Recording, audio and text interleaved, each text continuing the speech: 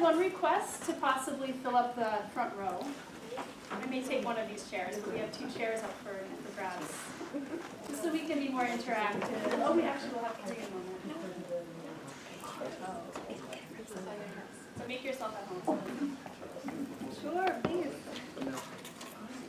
So thank you so much for coming out on our Wednesday evening. I'm just going to read a short paragraph of introduction for our guest, and then I will let her take the stage. This is Ben Shri, tell me if I say it wrong, Shri Ratna Prabhu? Yes? All right. She's a spiritual teacher and the founder of the Srimad Rajchandra Mission in Delhi. And she's going to be sharing her views on basic principles of Jainism, which is excellent timing for all of you going to India very shortly, and how they apply specifically to our daily lives. So really looking at the theory, but also practice.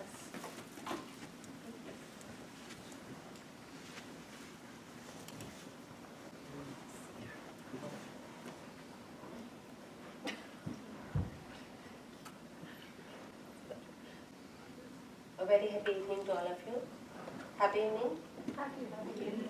It's good to know that you all are interested in this subject called religion. So you all are postgraduates, undergraduates, or teachers. May I get some idea?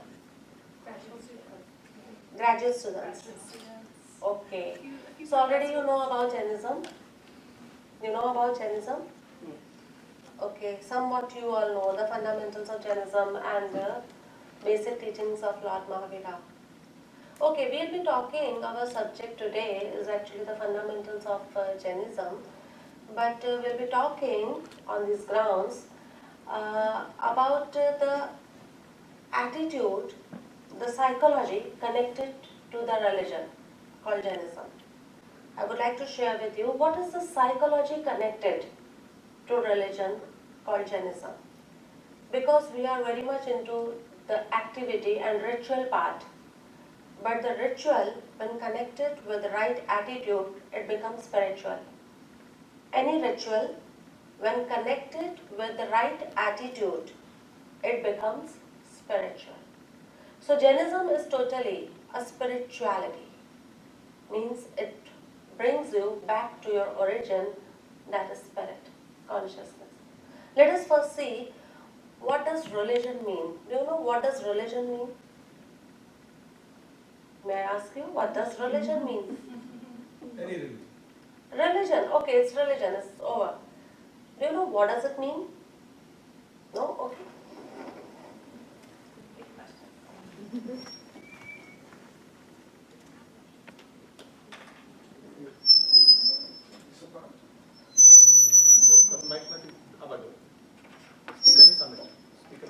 But I tried it. See, there is a term which we all are known to. It is religion. Have I spelled it right? Is it right? Yes. This term is a combination of 2 words, re plus ligere. This is a combination of these 2 words, Latin word, re plus ligere. Re means we know again. Redo, rewrite means again. Do you agree? Re means again and ligere means connect. Or you can say unite. To connect again, to unite again. To what we have to connect again? To what do we have to unite again? We have been disconnected, we have been disintegrated from our actual state of pure consciousness. We have to reunite, we have to re-go, we have to reconnect ourselves to that actual state of pure consciousness. And any religion, not only Jainism, any religion, the purpose of existence of any religion is to unite you again to your lost word. The purpose, the reason, the objective, the aim of any religion existing in this world is to connect you again to your lost empire. Am I making it clear? Am I making it very clear? It's okay? You are not confused? So any religion, come again, is there any question? What did you say? To your lost? To your lost world, the lost world of pure consciousness. See, the purpose of religion.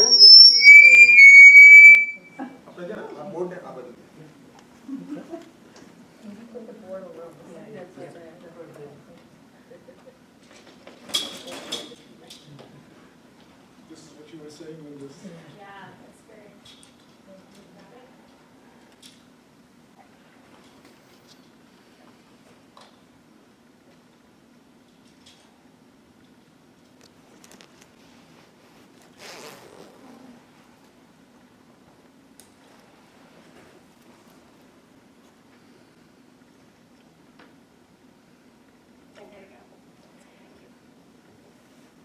The purpose of any activity carried out in this human life has some reason behind it. For example, if we eat something, there is a purpose. We want to gain energy. If we sleep, there is a purpose. If we make friends, there is a purpose. If we go out on the vacation, there is a purpose. Similarly, what is the purpose of this term called religion? There is purpose associated to whatever we do in this life. Do you agree or not? Similarly, what is the purpose associated with this term religion? The purpose associated with this term religion is to return to our pure state of consciousness. That's all. That is the purpose of every religion existing in this world. To return to the pure state of consciousness. We all are consciousness, but right now our state is not pure. We must return to that pure state of consciousness, and the medium which helps us to connect us back to this pure state of consciousness is called religion. The medium which brings us back to this pure state of consciousness is called religion. There could be several isms like Jainism, Hinduism, Sikhism, Christianity. Ism is basically the belief system. Jainism, right now we are talking on Jainism, there is a belief system in Jainism also. Ism indicates the belief system. There is a belief system. What is the belief system of Jain? That is Jainism. So the fundamental belief system of Jain is that J stands for joy.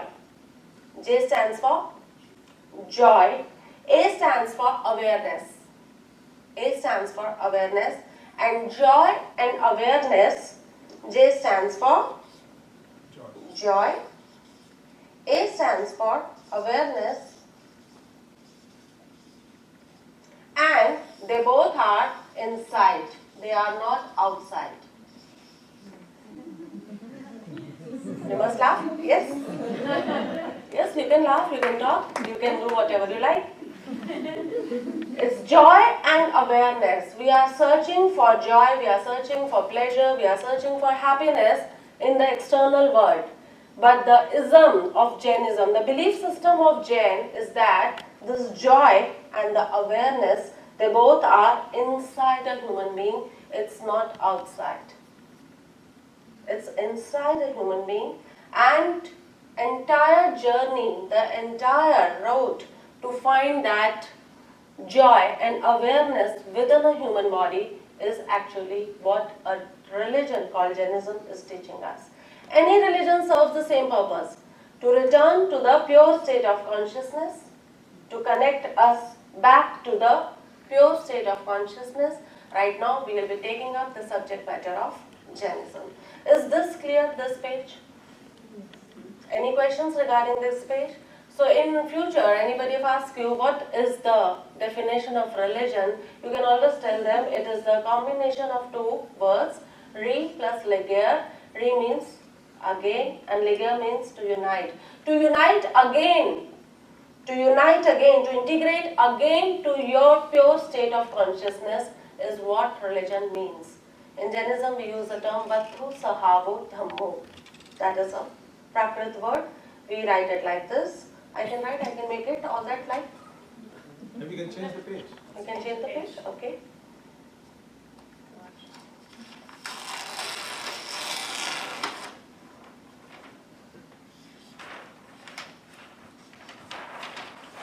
not be knowing Hindi, but I write one single statement.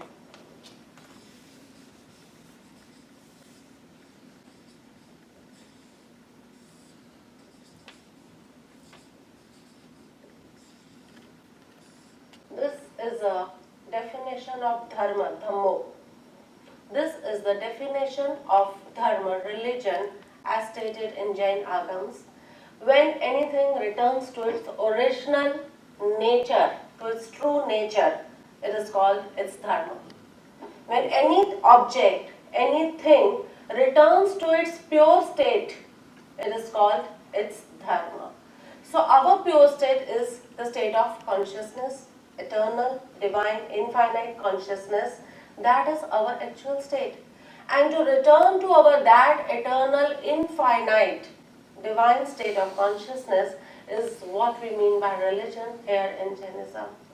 What are the fundamentals associated? Because every Lord, when they came on this earth, like Lord Mahavir, he came and he also gave fundamentals. By applying these fundamentals in your day-to-day life, you will be able to attain that pure state of consciousness. Pure state of consciousness.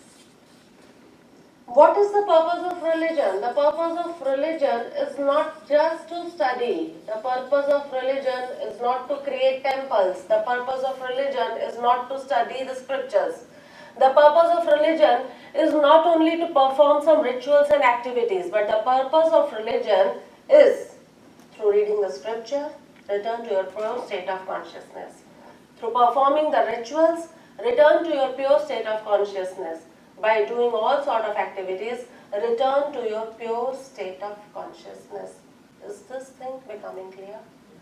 The purpose of religion is just not to read a scripture, not to know the Acharang Sutra. That is not the purpose of religion. The purpose, entire objective of religion is to read Acharang Sutra and return to your pure state of consciousness. The purpose of religion is not to do a fasting. You understand what is fasting? It is not to perform a fasting for a day or a 2 or 5 days, but with the process of fasting, you return to your pure state of consciousness. The purpose of religion is not to meditate, just sit like this for an hour. It's not that. By sitting like this, it is a quest within, so you return back to your pure state of consciousness. Is this becoming clear? Any questions till now? No questions? So it is clear, okay? It is clear, good. The fundamentals of Jain religion. Let me start with that. What Lord Mahavira said.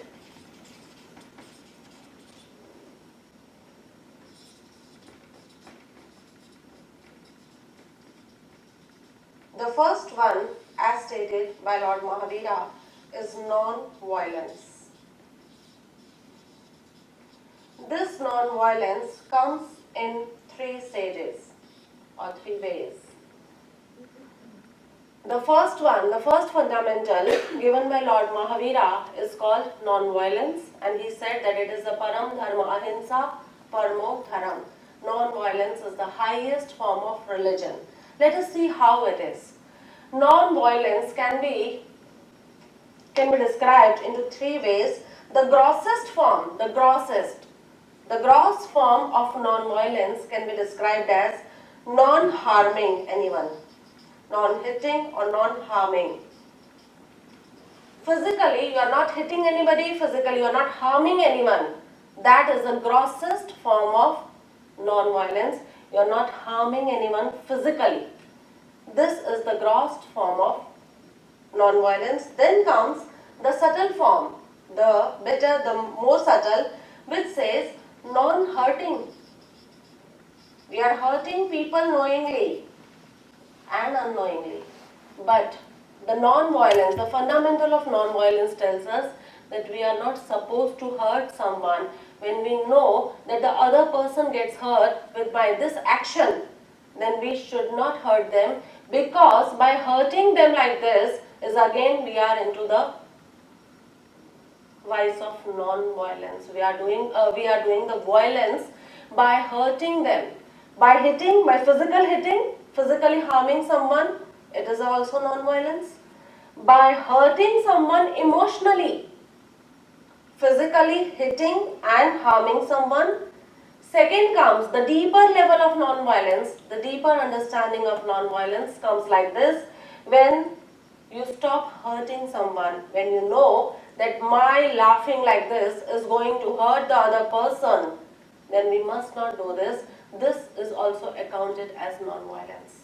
And the third, the more deeper, the subtlest of all, another way of non-violence is non-hating. So there are 3 H involved: non-hitting, non-hurting and non-hating. We keep on accumulating lot of hate towards the people who gave us hurt, isn't it? We keep on accumulating lot of hurt, lot of hatred from the people who are hurting us physically or emotionally. Here Lord Mahavira says that you have to drop that hatred also in lieu of law of karma. With reference to the law of karma, you have to drop this hatred part also. So this entire thing turns out to be a principle of non-violence. Therefore I said, it is not simply an activity, religion is not simply a ritual, but it holds a spiritual, the psychological dimension, that is not hitting, okay, be aware you are not hurting, hitting any forms of life. Small form, bigger, any form of life you are not hitting or harming. Then comes, you are not hurting them emotionally. And then comes the subtlest level of non-violence, which says, drop your hatred. Is this becoming clear? Usually, people stuck into just this non-hitting. This is non-violence. Usually, people stuck up themselves into this belief system that not to hit somebody, not to kill a cockroach, not to kill an ant, not your aunt, ant, it's ant. So people simply have made this belief system that not to hurt that small forms of people, that is actually non-violence. But Lord Mahavira said, Lord Mahavira very deeply defined the meaning of this term non-violence, which says a gross level of non-violence means you are not harming anybody by physically hitting them. We are not harming anyone by physically hitting them. Then the subtle level comes where we are not hurting anyone's emotions. That is also considered as non-violence. And then comes that we are dropping all the hurt, all the hatred caused due to hurt. For example, if you give me some hurt, I naturally develop a emotion of hatred towards you. It's very natural. If you are providing some hurt to me, I naturally develop a feeling of hatred towards you. Lord Mahavira say, if I am continuously hating somebody, I am into the state of violence. So if I want to become a non-violent person, I must drop all the hatred with reference to law of karma. With reference to law of karma, I make the fundamental as law of karma, and I must drop all the hatred. Any questions till now? Yeah. This makes sense to me as far as, all the 3 forms of nonviolence and, mentally, emotionally, spiritually even. But my question really comes from nonviolence in terms of self-defense. And if you are protecting somebody or if somebody's going to be attacked, is that still looked at as violence when you're trying to protect that person? Are there different, are there different exceptions, if you will? I mean, Yes. nonviolence is nonviolence. You can't change the action Yes. because of the circumstance, but is there given a different consideration? How do you, Yes. Yes. qualify that? How do you? Very good question. It must be asked. Very nice. Yes, there is an exception. If someone is coming to harm you physically, or someone is there whom someone is harming. So as a social responsibility also, as a moral responsibility, there comes a time when you should save that person who is weaker. And for that, you can do whatever is possible from your side, but within there should be no hatred. There you can harm the person because he is giving some harm to other. and you are trying to protect the weaker section, in that case, you can hit a person, you can abuse a person, but not hate. So this is like in Karma Yoga and Bhagavad Gita. if you Yeah, know, yeah, yeah. especially It is since just it's like saying- Karma Yoga. So if you are aware of Bhagavad Gita, okay, then you can understand it. It's simply the Karma Yoga. So as far as what I knew, that in terms of, at least for Jainism, at least for what I knew, that no matter what, nonviolence, that is the root. I just didn't know the level to extent of which it is. See, if you have taken the Mahavrata, that is the vows of a saint, then no matter whatever comes to you, you are not supposed to enter into the physical violence.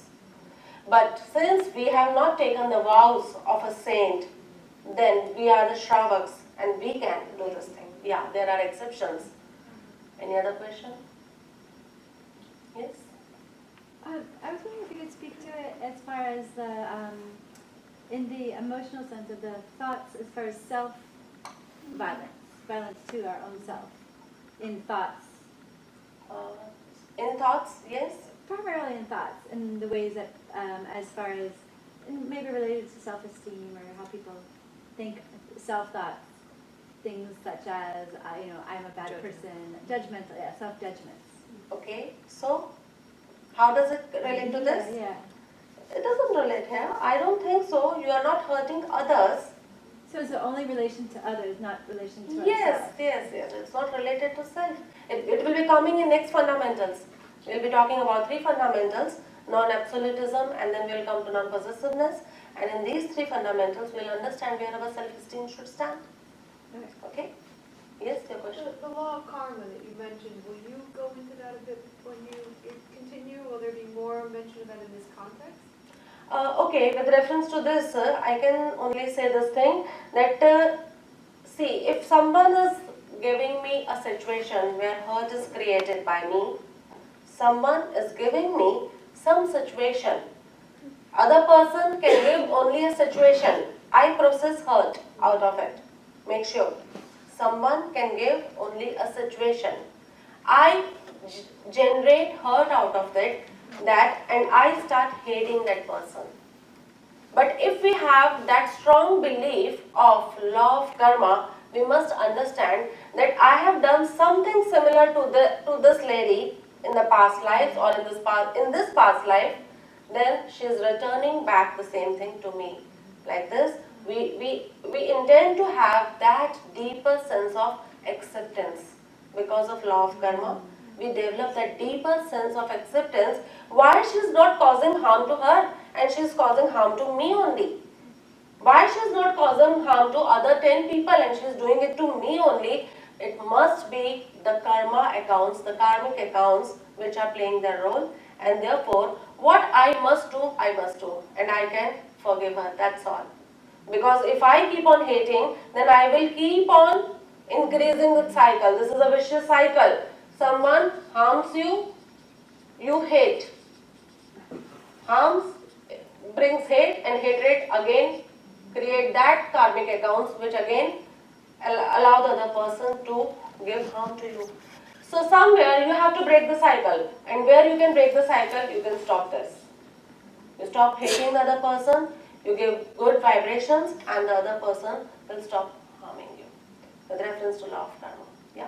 I think just to clarify Lori's question, I think what I'm trying to understand from what she asked is that, the thoughts that people have with themselves, like, I'm not good enough, or they don't have enough confidence or self-esteem in themselves, or some people may want to commit suicide, or just violence towards the self. Oh So yeah. I think that's what she was Yeah. asking. Okay. I got it. I'm sorry. I got it now. How is that? Yes, that is the biggest, the highest form of violence. When you are trying to commit suicide, when you are trying to hurt yourself, when you are trying to hate, when you are hating yourself, then it is the highest form of non-violence. Because Lord Mahavira said that you must respect the other person, but simultaneously you must respect your views also. So, okay, thank you for making it clear to me. Any other question? That is also violence. It is called pranatipat. In Jainism, it is called pranatipat, and it means to hurt others, and simultaneously it means to hurt ourselves also. So by following this principle of non-violence, do you think you can reach to the pure state of consciousness? Do you think? By following this principle, because see our purpose of religion is what? To return to the pure state of consciousness. The purpose, the objective of religion is to return to the pure state of consciousness. Now how can you relate these three things by returning to pure state of consciousness? Do you think this can make up for the path? Can you go a bit deeper into your thinking and think that this can make up for the path to attaining the purest state of consciousness? Can you tell me? I think if you apply this the best way that you can, it will help, but there are other principles I feel that come Yeah, along with there it. are other, but how this can also make the path? I think you can think at least to that level where you can understand that it is the hatred into a mind that don't allow a mind to expand, to grow. With the feeling, with the emotion of hatred, when you encounter the other person, when you approach the other person, you are always looking to the person with the lenses of hatred. You never perceive the person, the object, the thing, the situation in a right manner because you are already covered with the lens. Like if my lens is colored, red colored, then I will see the things red, isn't it? Similarly, with our perception of hatred, whenever we encounter any situation, any person, anything, then what happens? It will not give us its actual ability that this thing, this thought, this situation is actually this. No, we are looking at through the lens of hatred. So when we drop this lens of hatred, then we start perceiving things from their natural existence. We start perceiving people actually what they are, not what we think of them. So this is one of the biggest point on this journey to return to pure state of consciousness. First fundamental is non-violence, and in non-violence, the physical non-violence is not harming anyone, not hitting anyone.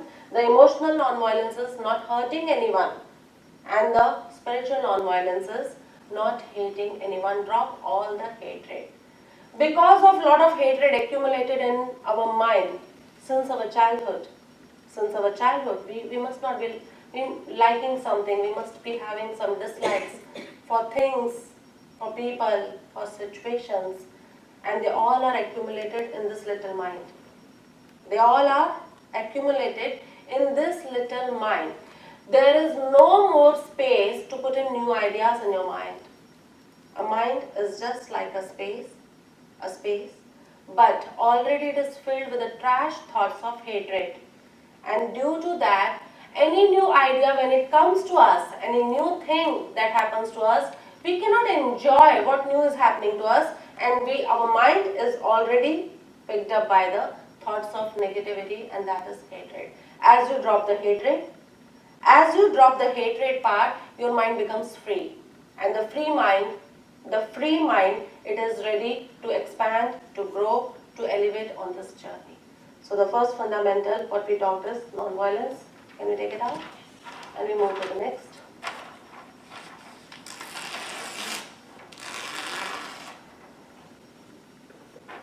Thank you so much. The second principle is called non-absolutism.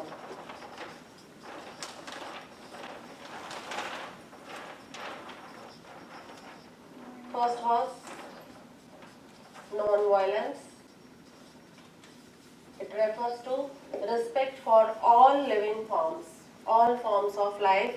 That is called non-violence, and for that we saw there are three levels: physical, mental, that is emotional, and the spiritual. By dropping the hatred part, we let our mind expand to go on the journey within. Now comes the second principle, non-absolutism. It means respect for other person's viewpoint.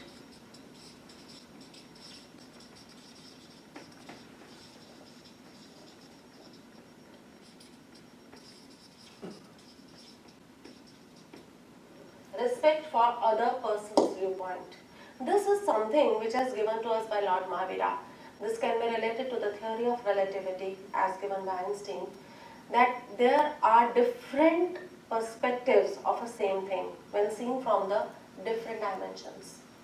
One thing when seen from this dimension, it can be perceived in a different manner, and one thing when seen from that dimension, it can be perceived in a different way. So non-absolutism means we should have the respect for other person's viewpoint. What happens in life, we have two sets of viewpoints. One is my viewpoint and other is others' viewpoint.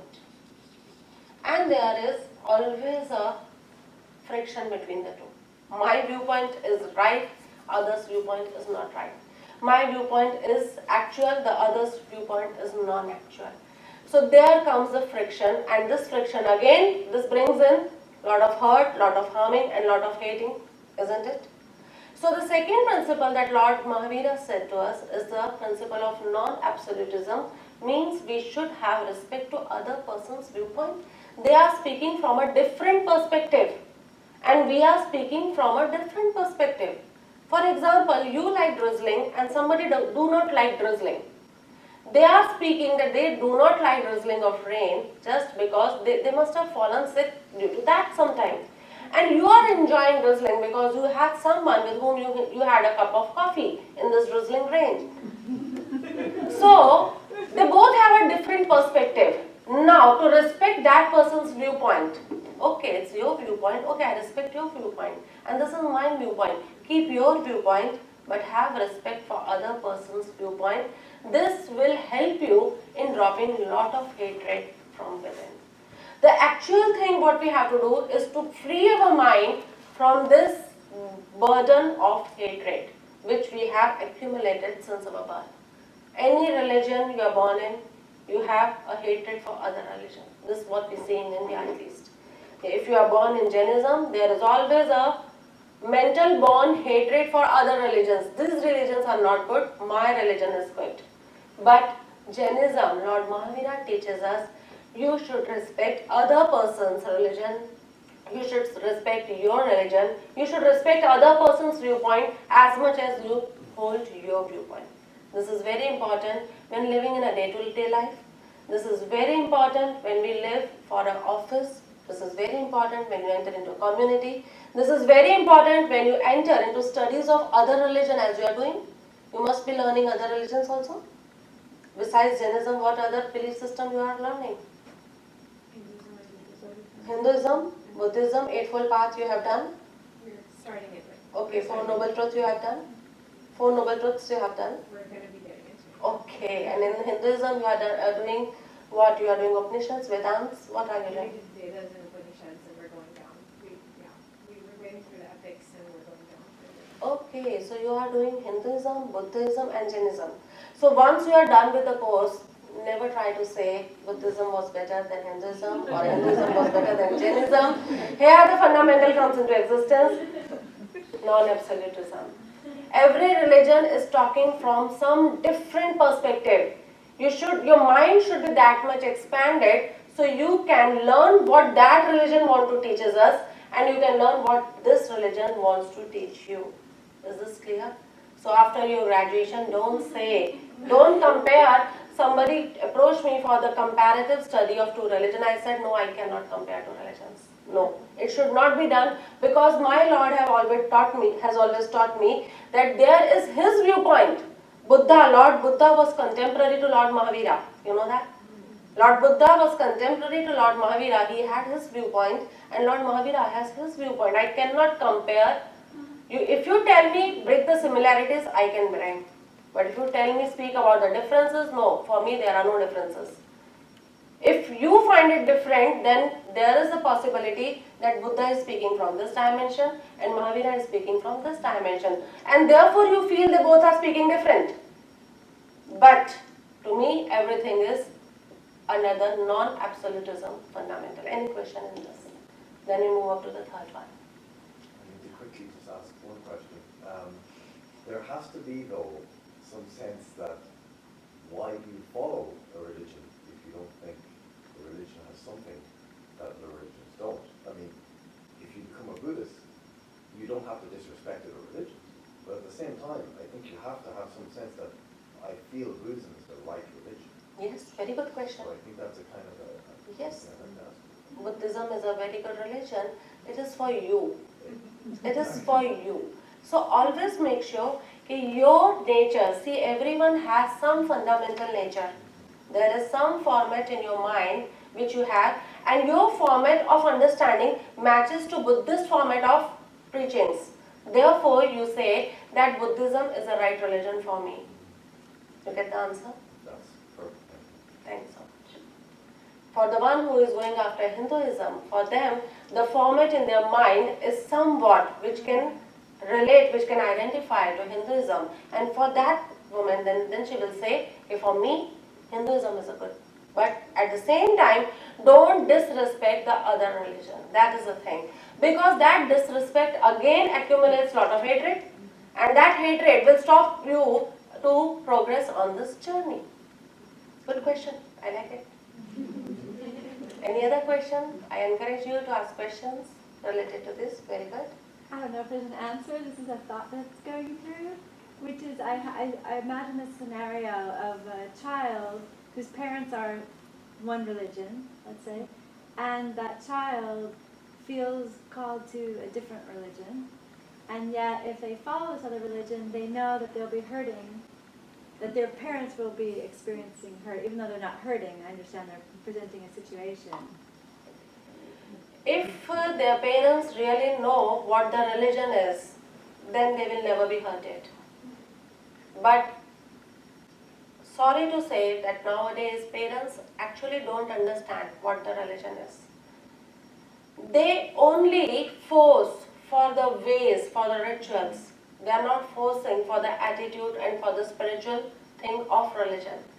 So if I am a religious parent and my child want to follow some other pattern, and that is also taking him to the pure state of consciousness, because his mind format, as I told him, my child's format of mind is something which can identify with Christianity, I will let him go.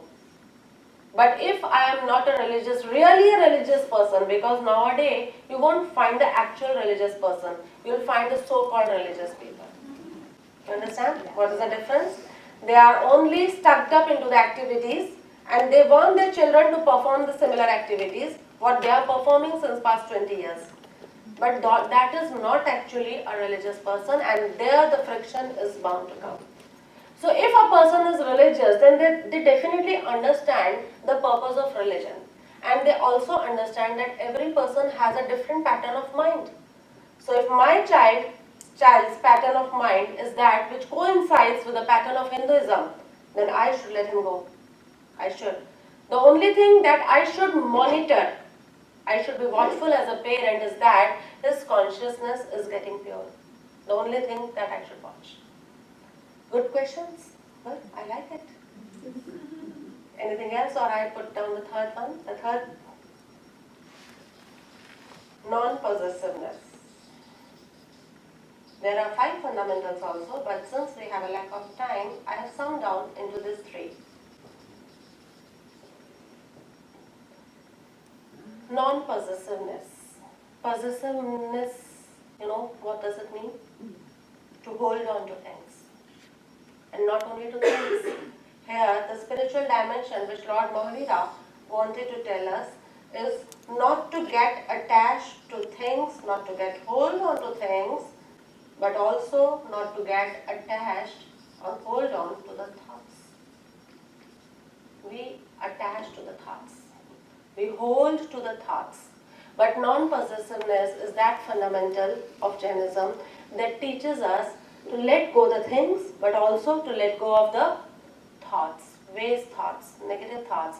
A human mind is always occupied with a lot of thoughts. The psychoanalysis says there are 60,000 thoughts going in a human mind per day. In one day, a human mind undergoes 60,000 thoughts. And out of that 60,000 thoughts, they have given us 5 categories. Category number 1 is the negative thoughts. The thoughts of negative thoughts, the thoughts of anger, the thoughts of jealousy, the thoughts of greed, the thoughts of putting other persons down the lane. All these thoughts, they are the negative thoughts. Then comes waste thoughts. Waste thoughts means the thoughts of gossiping about the other person that doesn't matter anything on you. You are just gossiping around, talking around, waste. Your talks are not giving any gain to either you, nor the person talked about, nor the person to whom you are talking. When there is no gain yielded by the talk, that talk is called waste talk, waste thoughts. So the first thought, the category of thought, I can write here. Where shall I write? Oh, another.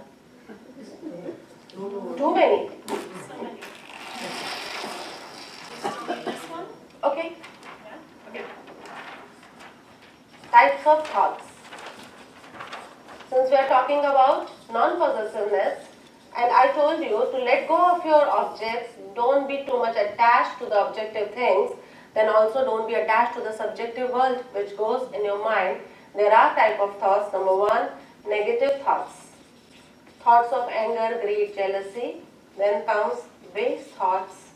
The thoughts in which neither you are gaining anything, nor the person about whom you are talking is gaining anything, nor the person to whom you are talking is gaining anything. All the three parties are not gaining anything. That are called the waste thoughts.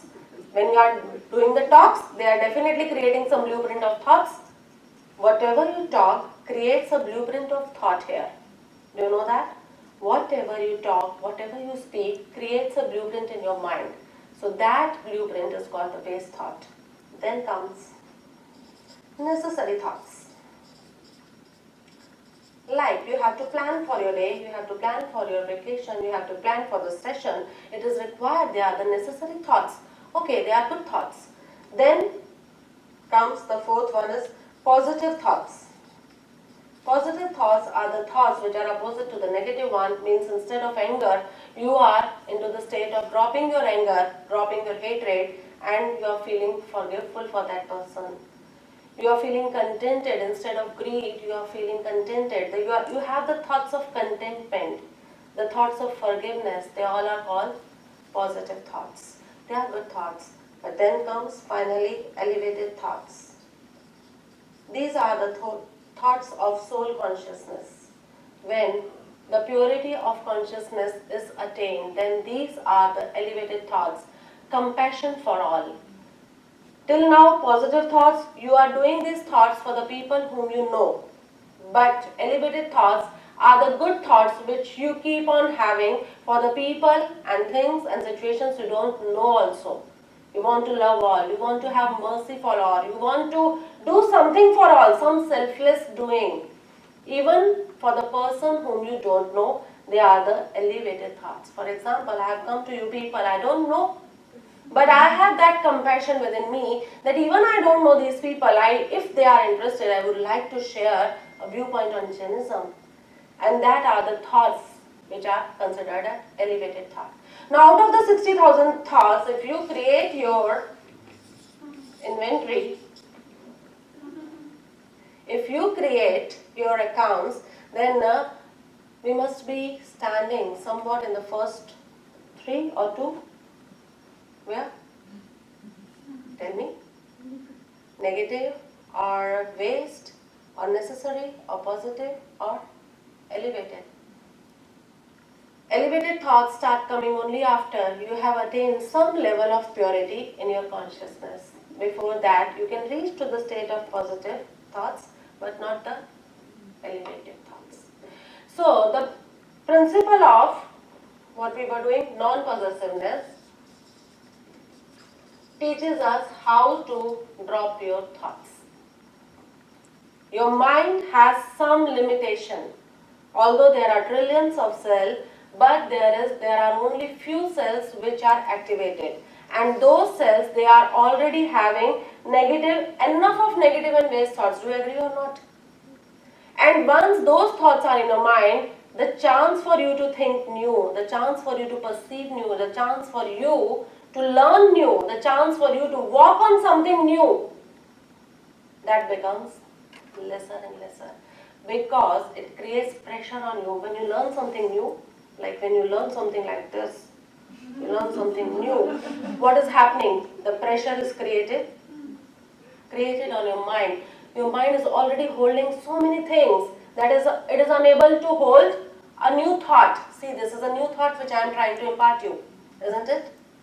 Whatever 4 pages we have done till now, it is a new thought system, a way of presenting a thing to you.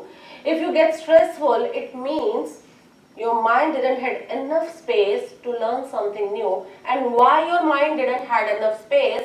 Because your mind is already occupied with these 2 categories of thoughts.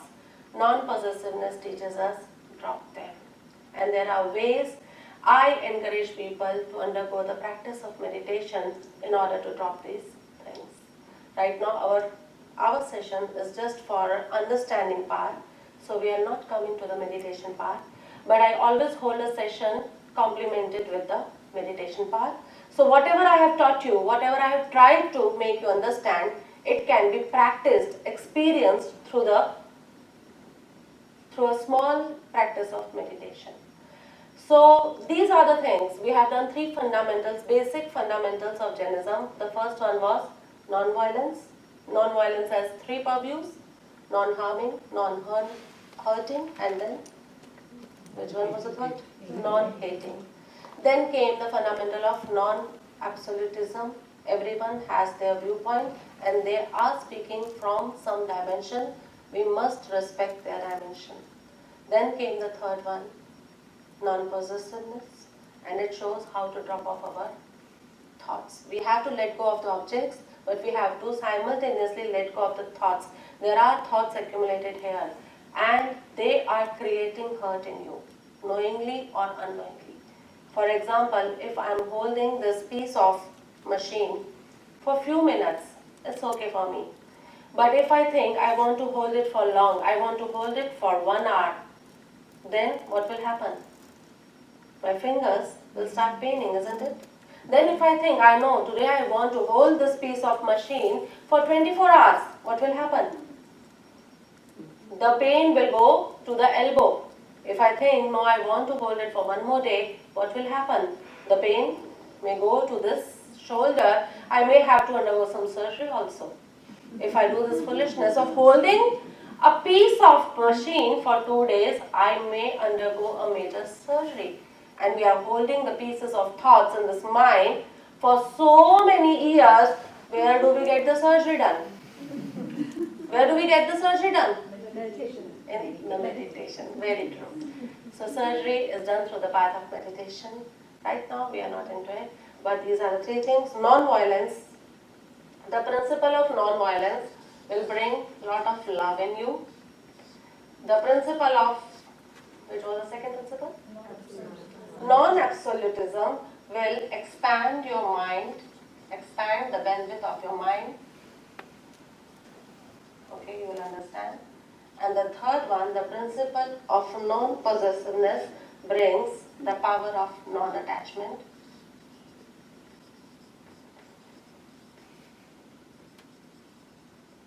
So, the process you understand, what is the process of non-violence you understood, and the result of non-violence is you bring in a lot of love within you. The process of non-absolutism you understood, respect everyone's viewpoint, and the result of that is your mind, the bandwidth of your mind gets expanded. Then the third one was non-possessiveness, the process you know, that dropping the objects and dropping the thoughts of negativity, baseness, all these things, and the result of that process leads us to non-attachment that actually attaches us to our pure state of consciousness. Any question till now? Any question? Please? Along the lines of you holding the device in your hand, Yes? I'm sorry. in your opinion, are there, in the thought processes and in the 5 categories, are there neuro pathways that are formed that become habitual? And if one were to meditate on that, say conceptually, or the framework around that, to try to break some of those channels or those connections that have been formed. Because it seems as if there's a stimulation that when it's extended over time, it's established. So negativity leads to negativity, waste leads to more waste. As in the hand being held as a clutch around the device. What do you think? Still, it can be broken. Still, a drop of water, a consistent drop of water, falls on a piece of stone and the stone finally melts away. Similarly, although we have developed this habit pattern, it is yes, but you have developed it since past 20 years. And before that, now you have to start practicing to introspect your negative thoughts and replace it with a positive thought. So whenever the thought of anger comes, replaces it with the thought of forgiveness on the fundamental of law of karma. Because you need some fundamental on which your thoughts have to be based.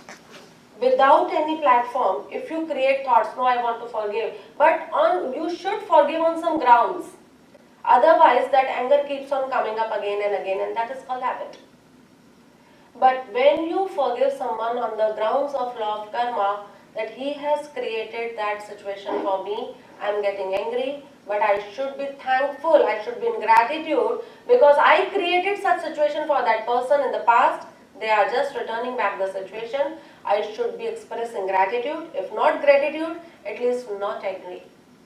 So this way, our habit pattern, it breaks. You have to introspect. Yeah, we are coming to it. We have to introspect first. Okay, what is my thought pattern going on? And introspection, the channel of introspection opens only when you feel that there is some restlessness within me. If you are not feeling good today, if you are feeling dull today, if you are feeling very restless and very much on the low today, just introspect here. There is some thought pattern which is not letting you move ahead. And when you introspect, there must be either negative thoughts or the waste thoughts. And there, on the grounds of, on the platform of law of karma, you must redo your thoughts, you must replace your negative and waste thoughts by the positive thoughts. This law of karma is not always in relation to some other actor, because I'm thinking of depression, one could also have a root in karma, but not be caused by an interaction or a response to another being, another human, for example, but could be deep-seated and still be karmic. Mm-hmm.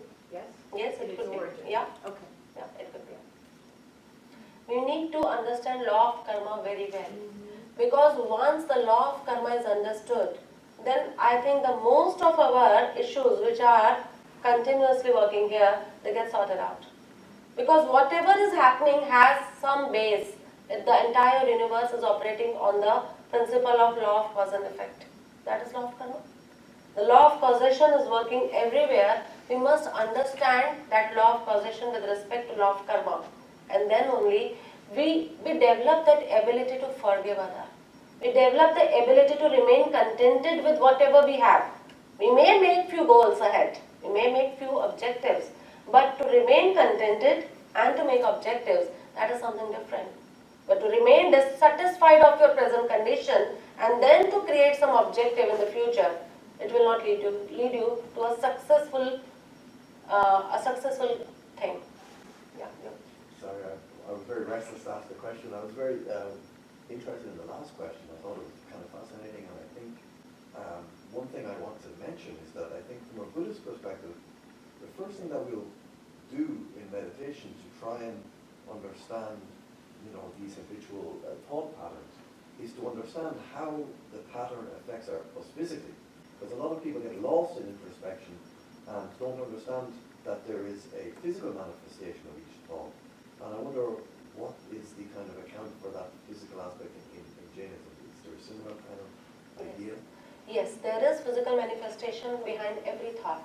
Thought of anger will manifest in a different way, and the thought of forgiveness will manifest in a different physical way. So there are different ways. So when we come down to meditation point, we do witness what manifestations are going on the level of body. We do. And that helps us a lot. When you recognize that the body is under this manifestation, you know, okay, I am going in a negative thought pattern.